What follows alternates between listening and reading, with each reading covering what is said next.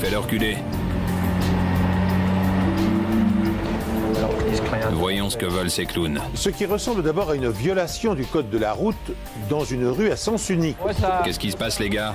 Se transforme bientôt en affrontement armé entre malfrats et policiers. Car, pris dans la souricière, les gangsters sont capables du pire pour s'échapper.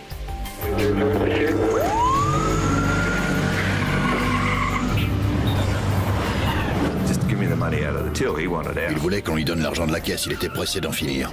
Il a bousillé ma vie. Il conduisait de façon très dangereuse. On l'a retrouvé caché dans la végétation à 5 ou 10 mètres de la route. Je ne sais rien à propos de ce braquage, de la fusillade, de la police. Il était agressif, il n'avait pas envie d'être là. Il était évident qu'il détestait la police. Bonjour, merci de nous rejoindre pour cette nouvelle enquête impossible. Si elle n'avait pas atteint un tel degré de violence, les attaques à main armée de boutiques passeraient presque inaperçues dans les quartiers ouest de Sydney.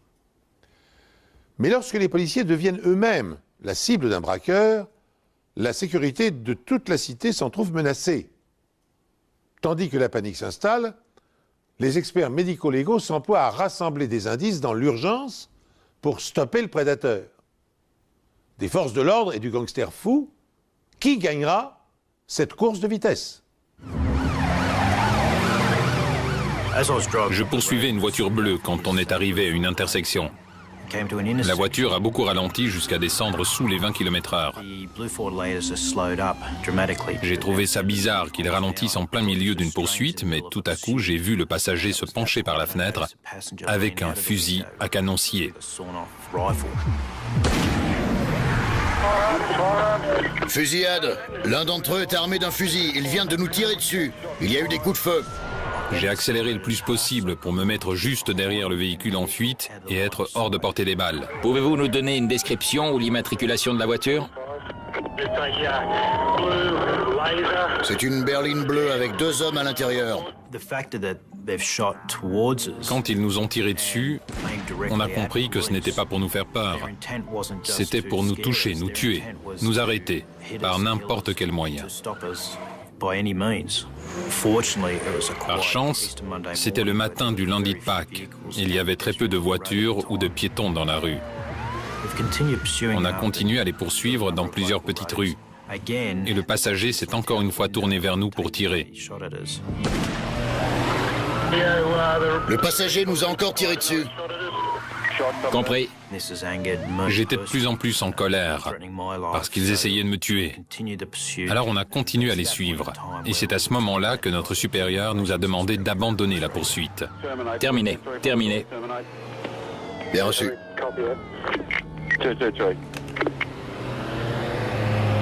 Je patrouillais dans le secteur de Liverpool quand j'ai entendu parler de la poursuite dans ma radio. Et pour la brigade cynophile, c'est le boulot idéal, parce que dans le cas où les suspects prennent la fuite à pied, les chiens peuvent facilement retrouver leurs traces. À toutes les unités, on recherche une berline bleue. Il y aurait 2 hommes à l'intérieur. Ils viennent d'être pris en chasse. Des coups de feu ont été tirés. Si vous la repérez, prenez toutes les précautions nécessaires. Finalement, j'ai retrouvé la voiture sur le bord d'une route. Et apparemment, il n'y avait personne à l'intérieur. J'ai une berline bleue immatriculée WWH 335. Est-ce que c'est celle qu'on cherche? C'est celle-là. N'oubliez pas de prendre toutes les précautions nécessaires. Ces hommes sont armés et n'ont pas hésité à tirer sur des policiers. J'ai ouvert la portière côté conducteur pour faire sentir au chien la voiture et vérifier qu'il n'y avait personne. Par chance, elle était vide. Ensuite, j'ai fait un tour sur le trottoir. Quand des gens s'enfuient à pied, ils laissent une odeur derrière eux. Et nos chiens sont entraînés à les détecter et à les retrouver. La piste suivait le trottoir et longeait les pavillons le long de la route. S'ils étaient capables de tirer sur des policiers, ils pouvaient s'attaquer à des citoyens. Je voulais absolument les arrêter. Je suis arrivé devant une palissade et le chien a retrouvé un grand pull et des gants.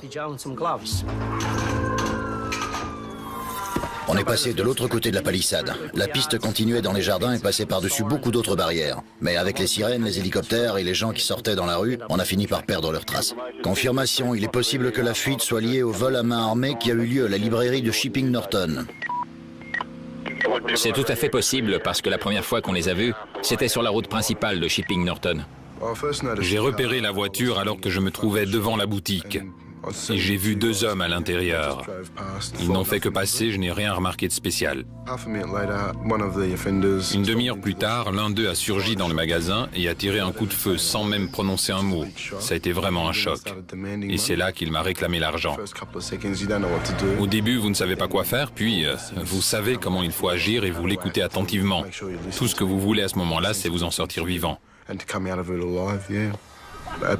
J'ai ouvert la caisse pour attraper les billets. Il m'a aussi demandé les pièces. Il me disait de ne pas faire l'imbécile et de lui donner l'argent. C'est comme ça que ça s'est passé. Il était très agressif. Et puis il m'a demandé les clés du coffre tout en me menaçant avec son arme. Je ne pouvais rien faire. Il m'a demandé de lui donner le sac et de me mettre à genoux. Il m'a dit de ne pas le suivre, qu'il n'hésiterait pas à me tuer. Je savais que la porte coulissante était entrouverte. J'ai couru pour appuyer sur l'alarme et la police est arrivée dans les 2 minutes. Ça a été très rapide.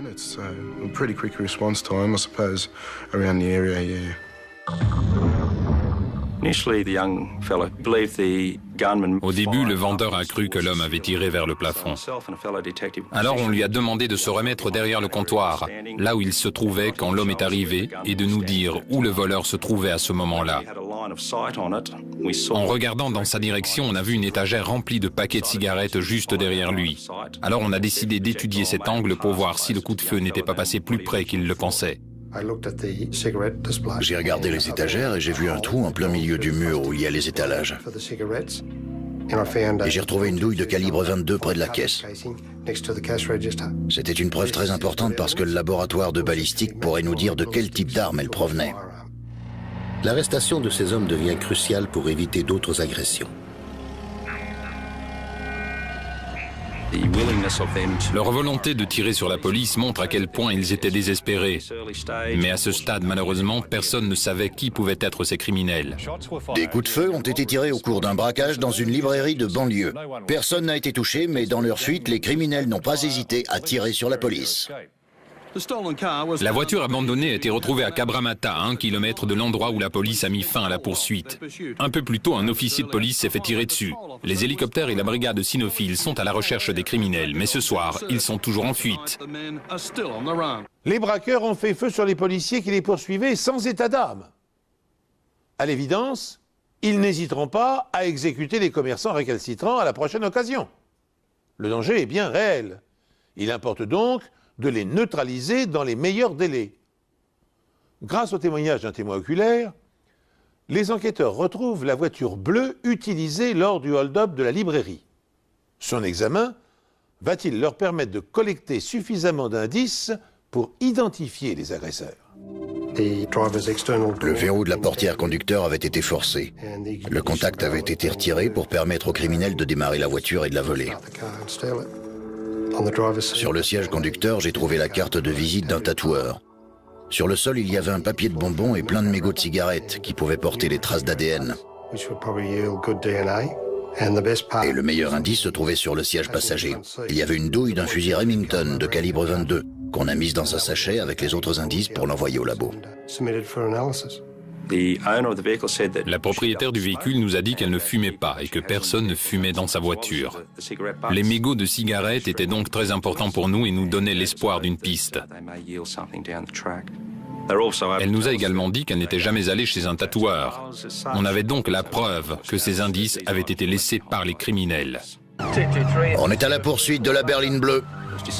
On a décidé de retracer le chemin qu'ils avaient parcouru pendant la course-poursuite en nous fiant aux témoignages des policiers qui se sont fait tirer dessus. On espérait pouvoir localiser des douilles qui auraient été projetées de la voiture pendant la fusillade.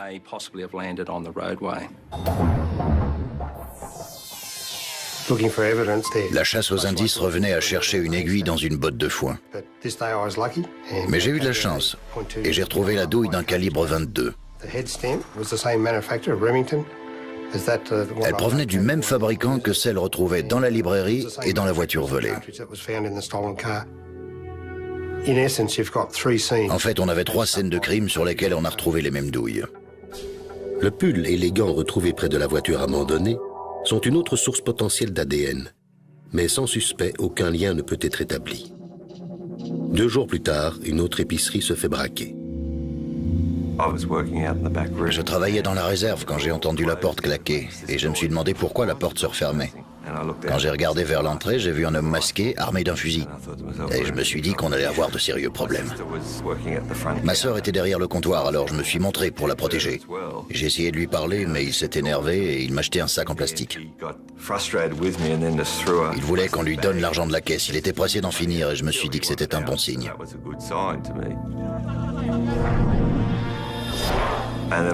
Je le regardais pendant que Kerry remplissait les sacs et j'ai entrevu une chance de l'arrêter. J'ai essayé de lui attraper son arme.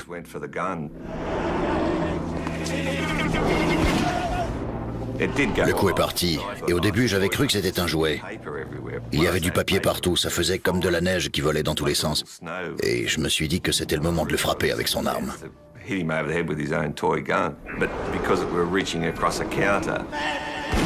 Mais il a réussi à se dégager et juste avant de partir, il y a eu un autre coup de feu.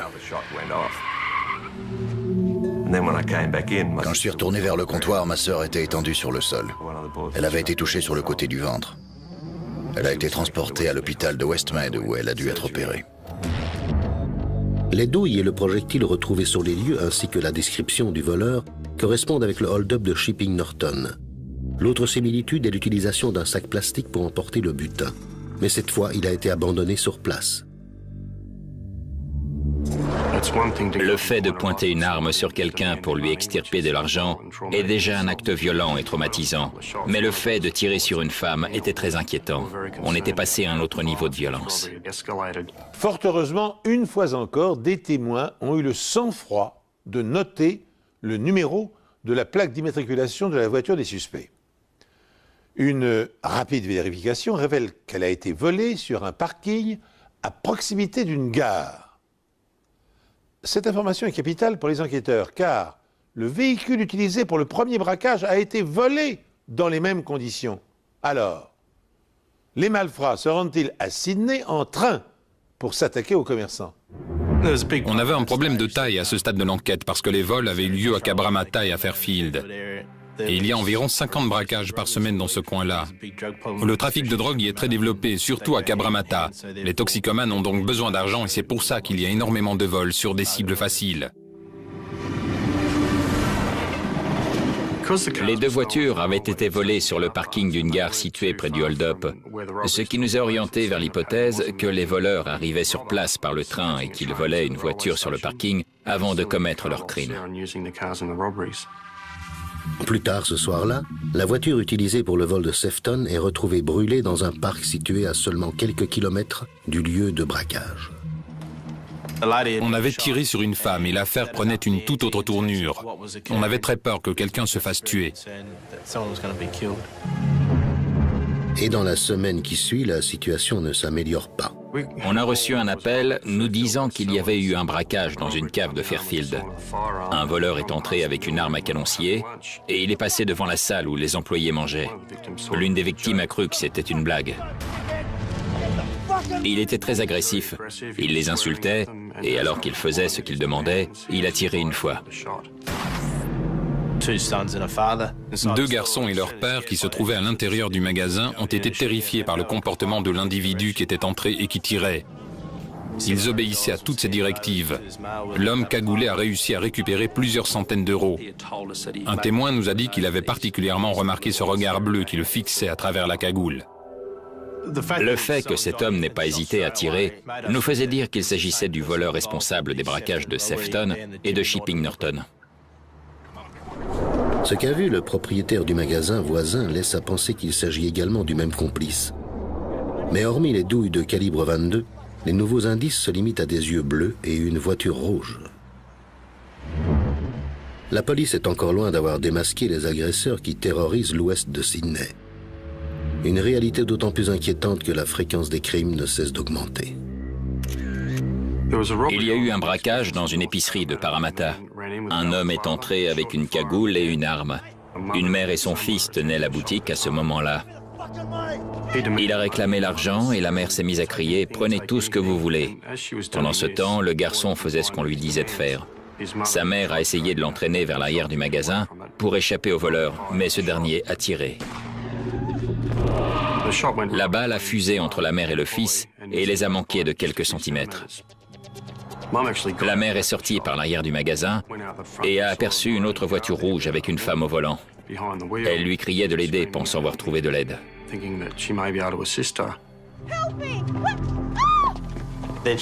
Et puis, elle a vu l'homme cagoulé sortir du magasin en courant avant de monter dans cette même voiture. La femme lui a laissé le volant en se glissant sur le siège passager. Le jeune homme est ensuite sorti du magasin et a lancé un rouleau de scotch sur la voiture qui a pris la fuite. La couleur de la voiture attire l'attention des enquêteurs. On savait qu'une voiture correspondant à cette même description avait été utilisée dans le braquage de Fairfield. On en a rapidement conclu qu'il s'agissait des mêmes malfaiteurs. La seule différence avec les autres vols, c'est qu'il n'avait pas emmené son propre sac plastique. Et quand il a demandé l'argent au jeune garçon, il lui a dit d'utiliser un de ses sacs. Et cette fois, il y avait une femme. Et même si ça nous a semblé bizarre, la façon de procéder ressemblait tellement à celle des autres vols qu'on était presque sûr qu'il s'agissait du même voleur. Avec l'apparition de cette femme, on s'est retrouvé avec un scénario du genre Bonnie and Clyde. 2 jours plus tard, des policiers retrouvent la voiture rouge. Elle a été brûlée comme celle utilisée lors du hold-up de Sefton. Tandis que le rythme des attaques s'accélère, les enquêteurs disposent maintenant d'une nouvelle information. Le complice du braqueur est une femme.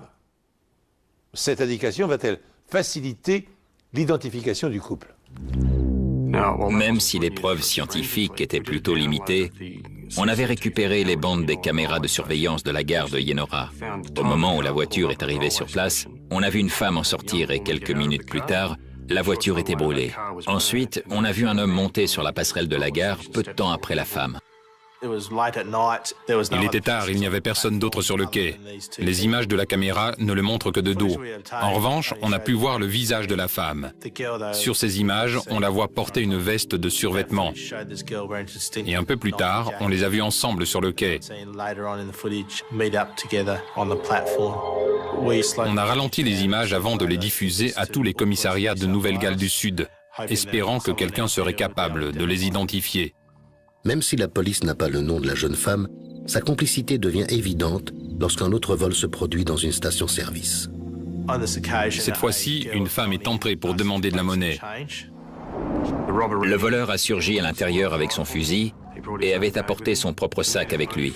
Il a demandé l'argent au pompiste avant de tirer un coup de feu. Ce braquage était identique aux autres, à part que le malfaiteur ne portait pas de cagoule. Il s'était mis un sac plastique sur la tête, mais tout le reste était similaire. Le fusil à canon scié de calibre 22, la façon de réclamer l'argent et le coup de feu. Quand les enquêteurs ont pris la déposition du pompiste, ils ont découvert que la même fille était venue à la boutique 1 heure avant le braquage. Bonsoir, ça vous intéresserait un lecteur CD? Cette fille l'a abordé pour essayer de lui vendre un lecteur CD. Il a refusé et elle est remontée dans une voiture couleur crème dans laquelle il y avait un homme au volant. On a visionné l'enregistrement des caméras de surveillance et on a vu les images du braquage. Mais surtout, on a réussi à voir le visage de la jeune femme qui était déjà venue 1 heure avant, puis juste avant le vol. Cette femme ressemblait énormément à celle qu'on avait vue sur les caméras de surveillance de la gare de Yenora. Et surtout, elle portait exactement la même veste de sport à chaque fois. Une recherche sur la liste des véhicules volés révèle qu'une voiture couleur crème a été volée sur le parking d'un club de bowling à Cabramatta, 1 heure seulement avant le braquage. Encore une fois, le club de bowling était tout près d'une gare, ce qui correspondait à tous les autres vols de voitures pour les autres braquages. Et comme pour les autres hold-up, la voiture volée est retrouvée abandonnée à proximité de la scène de crime. Le lendemain, un officier en patrouille a vu la voiture et s'est lancé à sa poursuite. Il a mis les sirènes et la voiture en question s'est mise à accélérer. Le temps qu'on se rende sur place pour venir en aide aux policiers de Fairfield, j'ai fait savoir à toutes les unités que la personne à l'intérieur de la voiture avait certainement une arme et qu'elle n'avait pas hésité à l'utiliser plusieurs fois. Le conducteur de cette voiture était très dangereux. À un moment, il a failli percuter un piéton qui traversait la route. Il conduisait comme un fou à travers Cabramatta, Landsvale et puis Liverpool. La course-poursuite a duré 5 à 10 minutes. Il était complètement inconscient. À un moment, il roulait même en sens inverse. Et il a essayé d'attirer le policier dans un piège.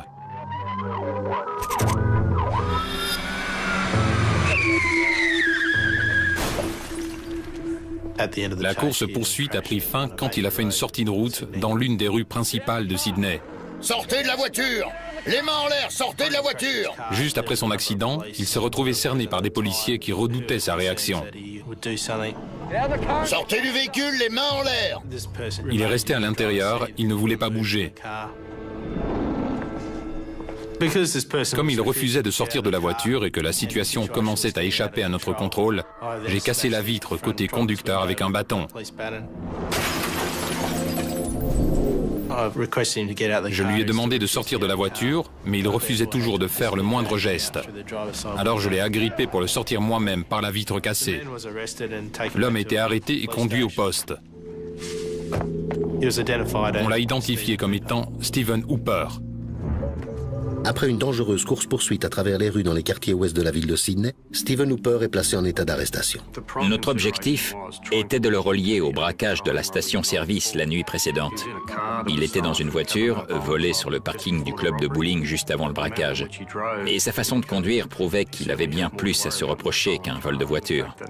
Et le fait qu'il n'ait eu aucun scrupule à mettre la vie des autres en danger nous laissait penser qu'il était non seulement impliqué dans le braquage de la station-service, mais aussi dans tous les autres braquages sur lesquels on enquêtait. L'inspecteur Malone et moi allons vous poser des questions sur cette voiture volée couleur crème. Qu'est-ce que vous avez à nous dire là-dessus? J'ai rien à dire. La police vous a bien arrêté ce matin à 10h45. Je dirais rien. Qu'est-ce que vous pouvez nous dire sur les circonstances qui ont conduit à votre arrestation? J'ai rien à dire là-dessus. Il était agressif, il n'avait pas envie d'être là. Il ne voulait pas nous parler, il était arrogant. Il était évident qu'il détestait la police. Qu'est-ce que vous pouvez nous dire sur le braquage d'hier soir? J'ai rien à dire. Êtes-vous l'auteur de ce braquage? J'ai rien à dire.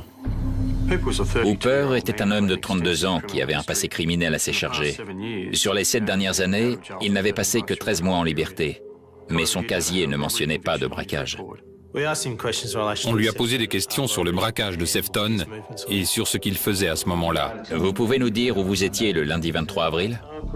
Je peux pas vous dire parce que je suis complètement saoul. J'arrive même pas à me souvenir ce que j'ai fait il y a 10 minutes, alors il y a 3 semaines, faut pas rêver. Stephen Hooper avait les yeux d'un bleu limpide. La description qu'on avait recueillie pour le braquage de Fairfield mentionnait que le criminel avait des yeux très bleus. Il avait des tatouages partout, ce qui nous a ramenés au premier braquage, celui de Shipping Norton. Dans la voiture, on avait retrouvé la carte de visite d'un tatoueur. C'était un autre indice. Quelle est votre adresse actuelle? J'ai pas d'adresse fixe. Quelle est votre dernière adresse? Chez ma mère. Et où habite votre mère? Cabramatta. Autre élément important, on a appris qu'il vivait chez sa mère, à seulement 50 mètres de la station-service, à environ 300 mètres de l'endroit où la voiture utilisée dans le braquage de Shipping Norton avait été abandonnée, et 400 mètres de l'endroit où celle de Sefton avait été retrouvée. On sentait qu'on était sur la bonne piste. On a pris la décision de ne pas l'interroger sur le braquage de Shipping Norton pour ne pas tout dévoiler d'un coup. Êtes-vous prêt à passer par le processus d'identification? Non, je veux rien dire sur toutes ces conneries. Vous savez très bien que j'ai jamais utilisé une arme avant. Je vois pas pourquoi on devrait me poser des questions sur ces foutus braquages. Tout ça parce que je me suis fait prendre au volant d'une voiture volée ou je ne sais quoi. À ce stade, on avait 2 officiers de police qui avaient vu le visage des 2 hommes impliqués dans le braquage de Shipping Norton. Mais on n'était pas en mesure de leur montrer une photo du suspect. D'après la loi, on ne peut pas contraindre un suspect à passer une séance d'identification sans son accord. C'était d'autant plus frustrant qu'on avait mis la main sur l'un d'entre eux et qu'on ne pouvait pas montrer son visage aux officiers de police sans altérer les preuves. Afin d'obtenir les éléments scientifiques nécessaires à l'enquête, j'aimerais faire un prélèvement de votre salive. Pour être plus clair, je vais prélever votre ADN, vous comprenez? Je veux être sûr d'avoir votre consentement pour avoir cet échantillon. Ouais. Merci. Stephen Hooper est-il le gangster impliqué dans le braquage des 5 boutiques? Pour s'en assurer, les experts prélèvent un échantillon de son ADN et l'envoient au laboratoire des services scientifiques. Comparé à celui prélevé sur les mégots de cigarettes et sur les gants retrouvés à proximité des scènes de crime, il permettra de savoir s'il existe un lien entre le hold-up de Shipping Norton et la fusillade qui s'est déroulée lors de la course-poursuite avec la police.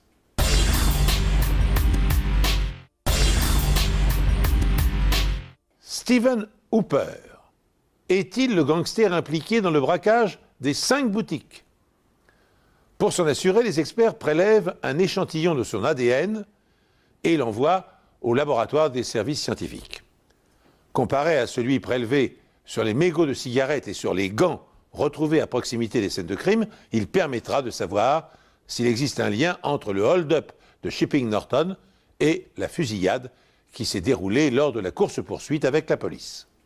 À cause du grand nombre de crimes commis en Nouvelle-Galles du Sud et du nombre d'enquêtes résolues grâce à l'ADN, les laboratoires sont débordés et les résultats sont très longs à obtenir.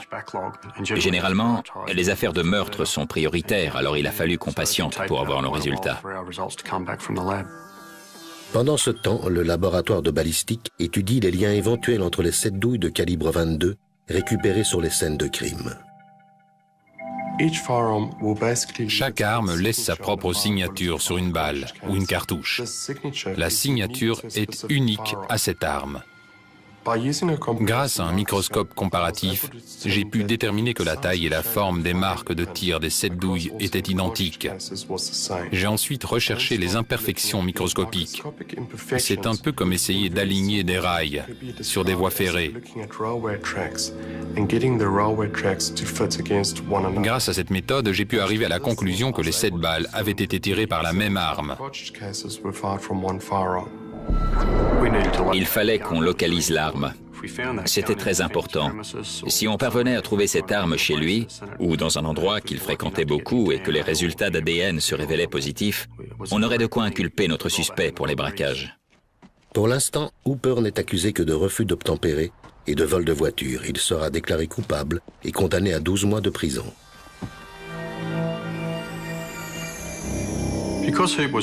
Hooper n'était plus en liberté et on savait où il était. Ça nous laissait le temps d'identifier sa complice. Après avoir visionné les enregistrements des caméras de surveillance de la gare de Yennora, on était presque sûr d'avoir affaire au même homme. Le corps, la carrure et même les vêtements étaient identiques à l'homme filmé par la caméra. La publication des photos de la mystérieuse jeune femme prise par les caméras de surveillance finit par porter ses fruits. Elle est identifiée. Elle s'appelle Sherry Atkinson. Malgré son jeune âge, elle possède déjà un lourd passé criminel. Elle se prostitue et son casier judiciaire fait état de nombreux délits. Malgré sa dangerosité, les policiers ont bon espoir de l'interpeller rapidement. Malheureusement, ils se trompent. Sherry Atkinson est désormais sur ses gardes. Après avoir identifié Sherry, on a appris qu'elle avait déjà été condamnée pour braquage. Et comme elle était en liberté conditionnelle, elle devait se présenter quotidiennement au commissariat de police. Alors on s'est dit qu'on pourrait la coincer quand elle viendrait se présenter, mais bien sûr ça n'a pas marché, parce qu'elle n'est pas venue. J'ai envoyé une note aux patrouilles en signalant qu'on avait besoin de lui parler. Les braquages s'étaient arrêtés depuis l'arrestation de Hooper, même si on avait encore 2 personnes à identifier. Les enquêteurs décident de revisiter toutes les scènes de crime en espérant découvrir de nouvelles informations susceptibles de faire avancer l'enquête. Quand on est retourné à l'épicerie de Shipping Norton et qu'on a parlé au vendeur, il nous a fourni des informations supplémentaires. Il nous a dit entre autres que le voleur avait été vu près d'une épicerie juste avant le braquage. J'ai vu une voiture garée devant le magasin et j'ai trouvé ça bizarre. Il y avait 2 hommes assis dans la voiture et ils baissaient la tête comme s'ils ne voulaient pas qu'on voie leur visage. Quand je suis ressorti du magasin, je suis passé à côté de cet homme. On s'est croisés à l'entrée. Il avait les mains dans les poches arrière de son pantalon. Je suis remonté dans ma voiture et j'ai attendu quelques minutes, mais il ne s'est rien passé. Et puis je suis reparti parce que j'avais un train à prendre pour aller au travail. Après avoir vu la même voiture aux informations, Alan est convaincu que les 2 hommes qu'il avait remarqués étaient les responsables du braquage. Ces 2 hommes faisaient entre 1m70 et 1m75. Ils n'avaient pas l'air très nets et ils portaient des survêtements. On aurait dit des drogués qui préparaient un mauvais coup. Monsieur Frances nous a dit que s'il avait l'occasion de revoir ces personnes, il serait capable de les identifier. Et la probabilité pour que Stephen Hooper soit l'un d'entre eux grandit. On a reçu les résultats du labo et l'ADN de Hooper se trouvait sur l'un des gants et sur le pull qu'on avait retrouvé tout près de la voiture qui avait servi dans le braquage de Shipping Norton. Mais on ne pouvait toujours pas faire de rapprochement entre l'ADN retrouvé sur ses vêtements et la voiture. Et même si c'était une pièce à conviction importante, on ne pouvait pas s'en servir. Stephen Hooper peut être relié au braquage grâce aux échantillons de son ADN prélevés par les experts. Pour autant, cette preuve matérielle n'est d'aucun secours pour identifier son complice. Tandis que l'enquête piétine, la chance tourne brusquement en faveur des policiers. Sherry Atkinson est arrêtée pour avoir commis un vol à l'étalage. Quand on a dit à Sherry qu'on savait pour sa complicité dans le braquage de la station-service, elle a tout de suite compris qu'elle allait avoir des problèmes. Elle savait que soit elle coopérait et elle nous aidait dans notre enquête, soit elle allait être accusée de complicité. Elle a choisi de nous aider. J'étais dans une mauvaise passe. J'avais besoin d'argent pour me procurer de la drogue. Et dans ce cas, vous vous fichez de savoir ce qu'ils font ou d'où vient l'argent. C'était juste une question d'argent, de drogue, du trou que vous avez dans le bras, vous comprenez? Oui. Hooper et elle étaient de grands drogués. Ils en prenaient pour 700 € par jour. Hooper sortait pour trouver de l'argent et quand il revenait, ils allaient acheter la drogue ensemble. Et c'était comme ça tous les jours. Elle a commencé à coopérer. Elle n'a pas hésité à confirmer que c'était bien elle sur les images de la caméra de surveillance au moment du braquage de la station-service. Mais d'après elle, elle ne savait pas que Stephen avait l'intention de voler la caisse. Elle ne savait pas ce qui allait se passer jusqu'à ce qu'elle le voie entrer dans la boutique avec un sac sur la tête. Je ne savais pas du tout qu'il allait faire ça. Tout ce que je voulais, c'était vendre le lecteur CD. Je suis rentrée, il est arrivé en courant et a tiré une fois. J'ai eu peur pour ma vie. Donc vous êtes ressorti dès qu'il a tiré? Ouais, je savais pas quoi faire. Je me suis demandé s'il fallait que je me sauve et que je me cache. Mais je me suis dit que si je partais, il me suivrait et me tuerait. On avait la quasi-certitude que Sherry était impliquée d'une façon ou d'une autre dans le braquage de l'épicerie de Parramatta. Mais quand on lui en a parlé, elle a dit qu'elle n'était pas au courant. Vous ne savez rien là-dessus? Non. Mais elle était au courant pour le braquage de Fairfield. Et elle nous a dit que le coupable était son petit ami Stephen. Comment savez-vous que c'est Stephen le responsable? Je n'en suis pas sûre à 100%, mais presque. Ça lui ressemble en tout cas. En lui posant d'autres questions, elle nous a révélé qu'elle avait déjà vu Hooper avec un fusil à canoncier. Quand je l'ai vu revenir avec cet argent, je lui ai demandé d'où il venait et il m'a répondu de ne pas m'inquiéter. Il m'a dit « T'as la cam, alors tu la fermes, arrête de râler et de chercher à savoir. » Quand on a regardé les images de la gare de Yenora, où on la voyait de face, elle a confirmé que c'était bien elle. Ce sont les marches de la gare de Yenora, et on ne voit cet homme que de dos. Il est bien, hein? Oui, vous avez de la chance. C'est clair. Mais vous pouvez me dire qui c'est? Oui, c'est Steve. Et comment vous le savez? Les tatouages. Elle a identifié le tatouage sur le mollet de Hooper. Elle nous l'a signalé. Elle a aussi reconnu le tatouage de son cou. Elle nous a dit qu'ils avaient abandonné la voiture, que Steven y avait mis le feu et qu'ils étaient partis voir leur dealer pour lui acheter de la cocaïne. Sherry restait assez vague quand on lui posait des questions sur les amis ou les complices de Hooper.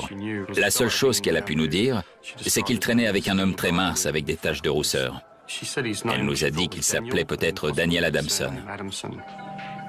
Tout commençait à s'éclaircir, mais on ne savait pas qui était cette troisième personne. Tout ce qu'on avait, c'était un nom dont on n'était pas vraiment sûr.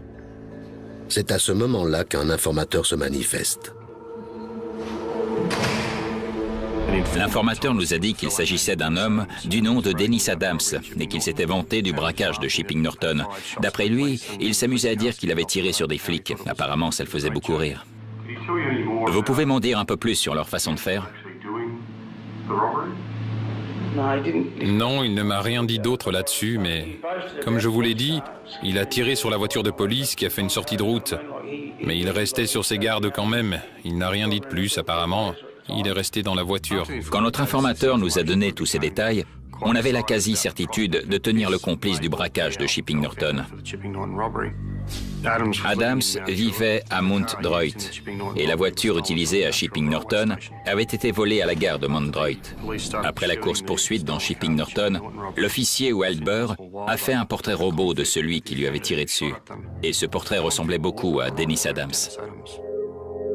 Mais l'informateur n'est pas en mesure de révéler à la police où se trouve Adams. Et aucune recherche ni opération de surveillance ne permettent encore de le localiser. Cette difficulté n'est pas la seule à stopper l'enquête.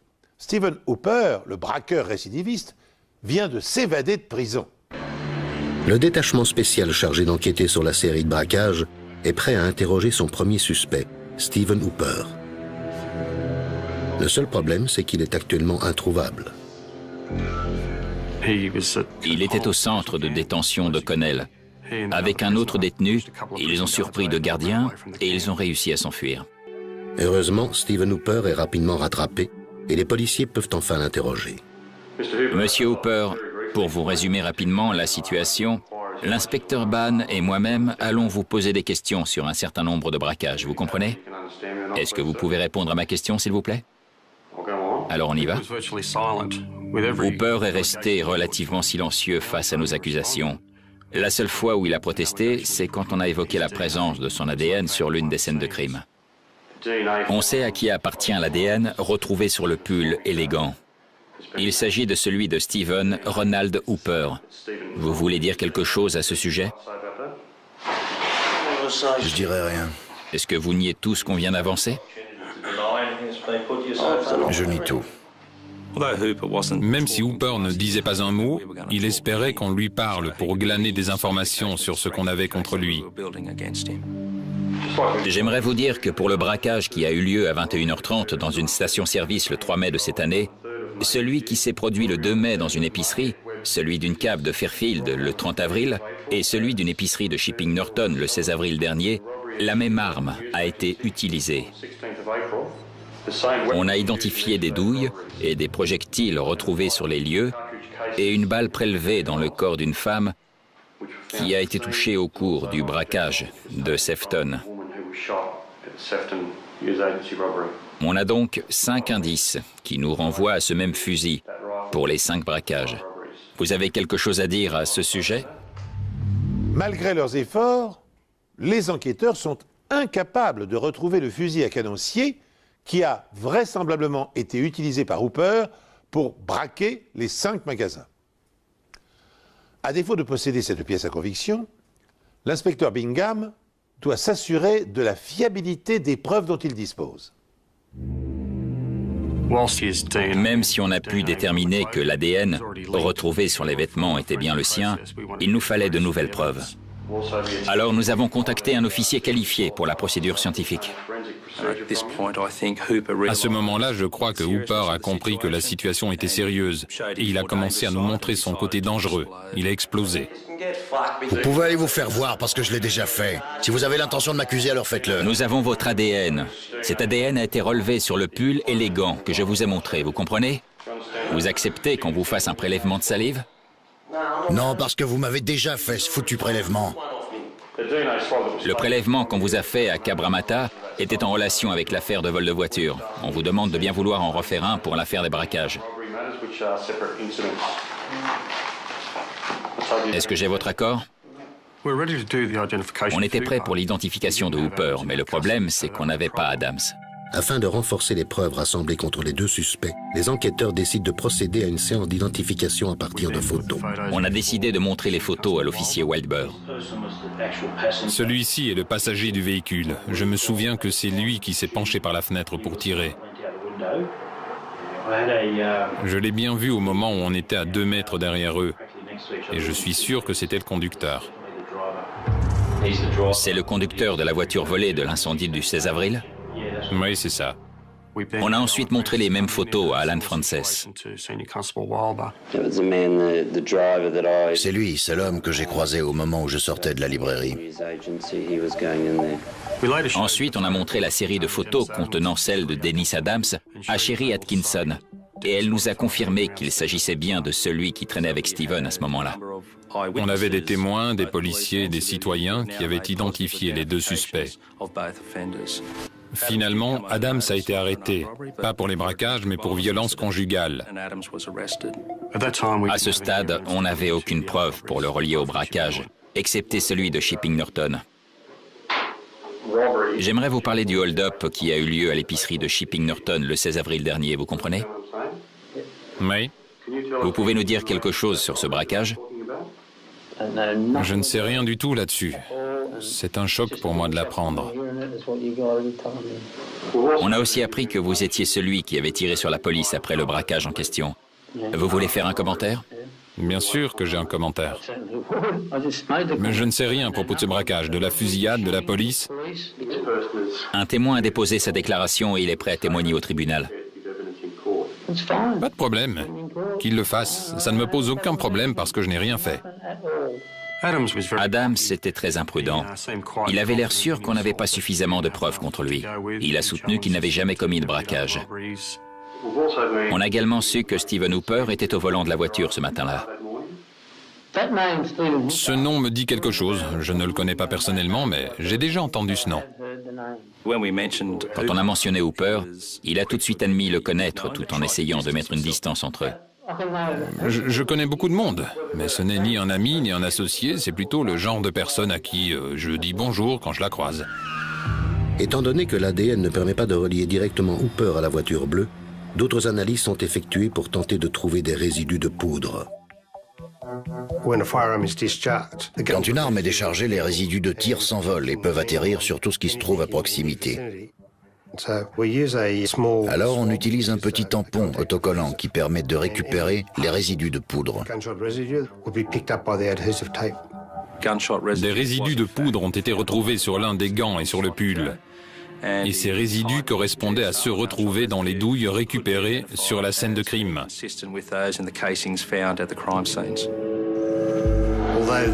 Même si le tireur était le passager, les résidus de tir sont entrés dans le véhicule et se sont déposés sur les vêtements du conducteur. C'est probablement l'élément qui nous a permis de confirmer la culpabilité de Hooper.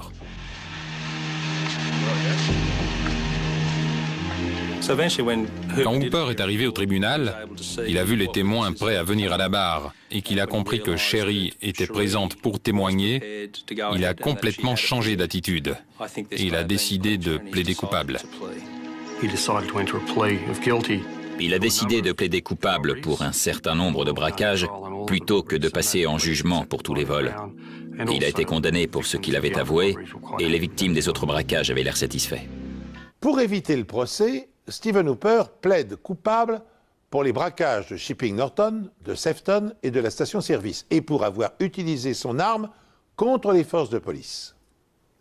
Pour l'ensemble de ces délits, il est condamné à 16 ans de prison. Il ne pourra bénéficier d'une mise en liberté conditionnelle qu'à partir de 2014. Dennis Adams a été jugé pour vol à main armée à Shipping Norton et pour la fusillade avec la police. Il a été condamné à 12 ans de prison. Le vol à main armée est probablement l'agression la plus traumatisante qui soit. En 21 ans de carrière, je n'ai pas vu une seule victime de braquage qui n'ait pas été affectée ou traumatisée. Ce hold-up a eu un effet dévastateur sur ma santé. Peu de temps après, on m'a diagnostiqué une dépression.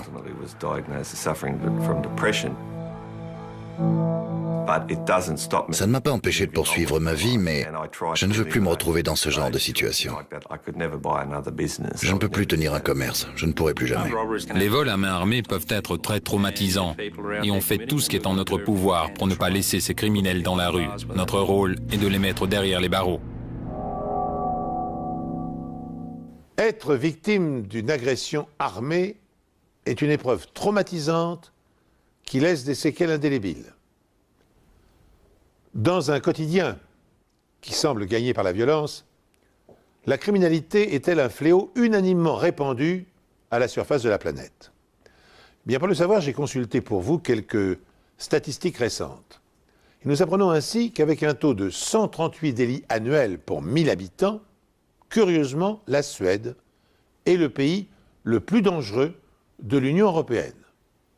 Avec 15 délits, la Lituanie est le plus pacifique, la France se situant statistiquement dans la moyenne des 27 pays de la communauté. En ce qui concerne les homicides, environ 17 000 meurtres sont commis chaque année aux États-Unis par arme à feu. C'est 12 fois plus que la moyenne enregistrée dans les pays européens. Comme l'a dénoncé Michael Moore dans son film documentaire Bullying for Columbine, ce phénomène s'explique en grande partie par le droit dont disposent les Américains de posséder une arme. Droit qui, malheureusement, est inscrit dans la Constitution américaine et dont fait usage un Américain sur 2. Ainsi s'achève cette émission. Merci d'avoir suivi et de nous rester fidèles. Je vous donne rendez-vous prochainement sur cette antenne, bien sûr, pour une nouvelle enquête impossible.